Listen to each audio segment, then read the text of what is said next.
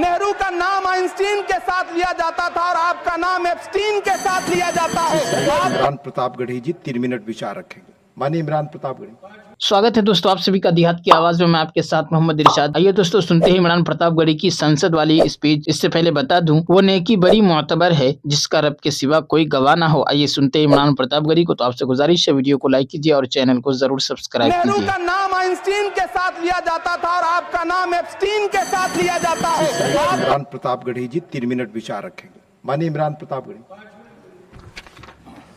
धन्यवाद सभापति महोदय। हम करें बात दलीलों से तो रद्द होती है, उनके होठों की खामोशी भी सनद होती है। कुछ न कहने से भी छिन जाता है एजाज़े सुखन, जुल्म सहने से भी जालिम की मदद होती है। सभापति महोदय, मैं राष्ट्रपति के अभिभाषण पे अपने बात रखने के लिए खड़ा हुआ हूं। उस दिन देश की संसद के गलियारों में सरकार की तारीफ करती हुई महामहिम की आवाज गूंज रही थी, तो उधर मेरे कानों में हसदेव के जंगलों में आदिवासियों को जिंदगी देने वाले पेड़ों पर चलती हुई कुल्हाड़ी की आवाज गूंज रही थी। सभापति महोदय, इस तरफ महामहिम के भाषण पर प्रधानमंत्री जी संसद की मेज थपथपा रहे थे और उधर उत्तराखंड की अभागी बिटिया अंकिता भंडारी के इंसाफ की आवाजें मध्यम पड़ती जा रही थीं, जो आज भी पूछ रही हैं कि आखिर वो वीआईपी कौन था जिसके लिए अंकिता भंडारी को मार दिया गया। सभापति महोदय, इधर महामहिम सामाजिक न्याय की बात कर रही थीं और उधर उत्तराखंड के कोटद्वार में नफरती लोगों के खिलाफ एक बुजुर्ग को बचाने के लिए खड़ा हुआ दीपक, जो मोहब्बतों की रोशनी लेके खड़ा हुआ था, उसके खिलाफ कोटद्वार की पुलिस गंभीर धाराओं में एफआईआर दर्ज कर रही थी। और वो भी उस दिन हो रहा था जब उत्तराखंड के मुख्यमंत्री कोटद्वार में मौजूद थे।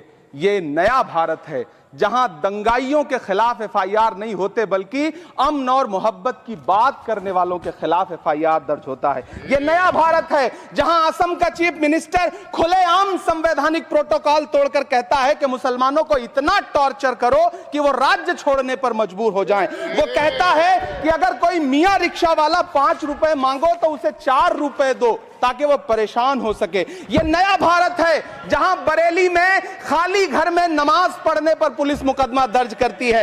यह नया भारत है जहां क्रिसमस की तैयारी करते हुए ईसाइयों पर सरकार मुकदमा दर्ज करती है।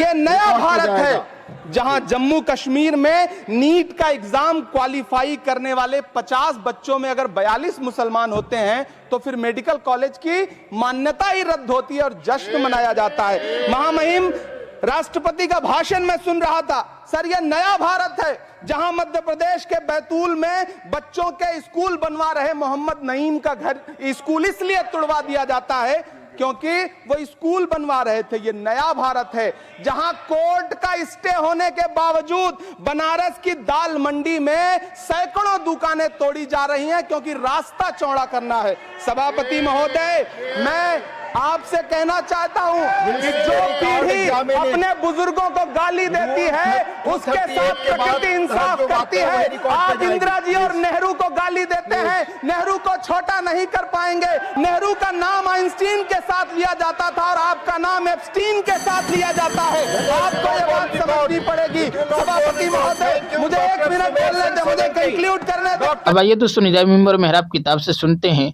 खुदा चाही जिंदगी।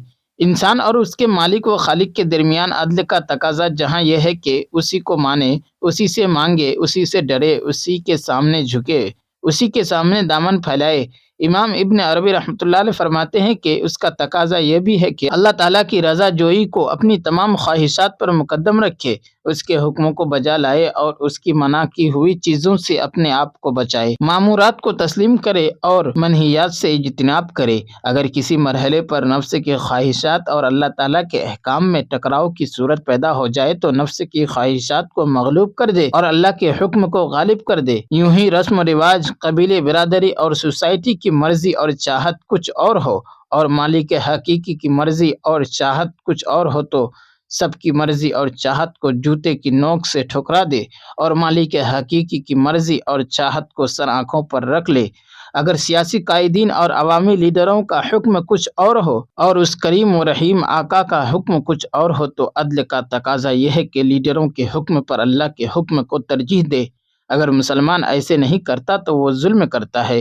ہاں یہ ظلم ہے اور بہت بڑا ظلم ہے۔ آخر کیا وجہ ہے کہ آپ والدین کے نافرمان کو ظالم کہتے ہو، استاد کی بات کو ٹھکرانے والے کو ظالم کہتے ہو، تھوڑا سا احسان کرنے والے سے سرکشی کرنے والے کو ظالم کہتے ہو؟ تو پھر کیا وہ شخص ظالم نہیں جو اپنے خالق و مالک اور محسن و منعم کے حکموں کو بڑی بے دردی سے ٹھکرا دیتا ہے؟ کیسا ظلم اور کیسی بے انصافی ہو رہی ہے کہ لوگ اپنے 2 ٹکے کے لیڈروں کے لیے بڑے دھڑلے سے کہتے پھرتے ہیں قائد کے فرمان پر جان بھی قربان ہے، مگر وہ عدل و انصاف کے پیکر مسلمان کہاں گئے جو اللہ کے فرمانوں پر جانیں قربان کرنے والے تھے اور دنیا بھر کے فرما برداروں کو اپنے رحمان اور رحیم آقا کی چوکھٹ پر نثار کرنے والے تھے؟ ارے مسلمان، تو کتنا ظالم اور سنگ دل ہو گیا ہے کہ اللہ کے فرمان کو دوسروں کے فرمانوں پر قربان کر دیتا ہے۔ یاد رکھ، یہ ظلم ہے جب کہ تجھے عدل کا حکم دیا گیا ہے۔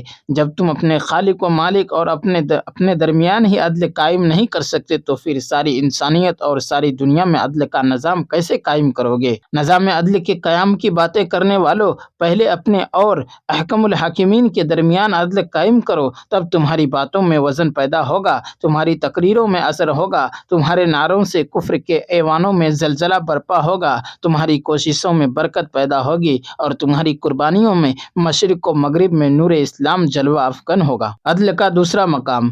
امام ابن عربی رحمۃ اللہ علیہ نے عدل کا دوسرا مقام یہ بیان فرمایا ہے کہ انسان خود اپنے نفس کے ساتھ عدل کرے۔ اپنے نفس اور جان کے ساتھ عدل یہ ہے کہ اسے ایسی تمام چیزوں سے بچائے جن میں اس کی جسمانی یا روحانی ہلاکت ہو۔ کوئی ایسا طریقہ اختیار کرنا جس سے جسم کو بلا وجہ نقصان پہنچے، یہ جائز نہیں۔ کسی مسلمان کے لیے اپنی آنکھ پھوڑنا جائز نہیں، اپنا سینہ پیٹنا جائز نہیں، اپنا کوئی عضو کاٹنا جائز نہیں، کسی اونچی بلڈنگ سے چھلانگ لگا کر اپنے آپ کو زخمی کرنا جائز نہیں، آگ میں کود کر، سمندر میں ڈوب کر، گولی چلا کر، گلے میں پھندا ڈال کر یا کسی بھی طریقے سے خودکشی کرنا جائز نہیں۔ اسلام میں یہ بدترین جرم ہے اور رسول اللہ صلی اللہ علیہ وسلم نے اس پر شدید ترین وعید بیان فرمائی ہے۔ آپ صلی اللہ علیہ وسلم نے فرمایا، جو شخص پہاڑ سے گرا کر اپنے آپ کو مارتا ہے وہ مرنے کے بعد جہنم کی آگ میں گرتا چلا جائے گا جس میں اسے ہمیشہ ہمیشہ رہنا ہے، اور جو شخص زہر پی کر اپنے آپ کو ہلاک کرے گا اس کا زہر اس کے ہاتھ میں ہوگا اور جہنم کی آگ میں وہ ہمیشہ اسے پیتا رہے گا، اور جو اپنے آپ کو کسی ہتھیار سے قتل کرے گا تو اس کا وہ ہتھیار اس کے ہاتھ میں ہوگا اور جہنم کی دہکتی آگ میں اسے ہمیشہ اپنے پیٹ میں گھونپتا رہے گا، یہاں تک کہ اللہ تعالیٰ کی عبادت کی خاطر بھی اپنی جان پر ناقابل برداشت بوجھ ڈالنا جائز نہیں۔ دوستو، ویڈیو کے آخر میں آپ سے گزارش ہے، اگر ویڈیو پسند آئی ہو تو ویڈیو کو لائک کیجیے اور چینل کو ضرور سبسکرائب کیجیے۔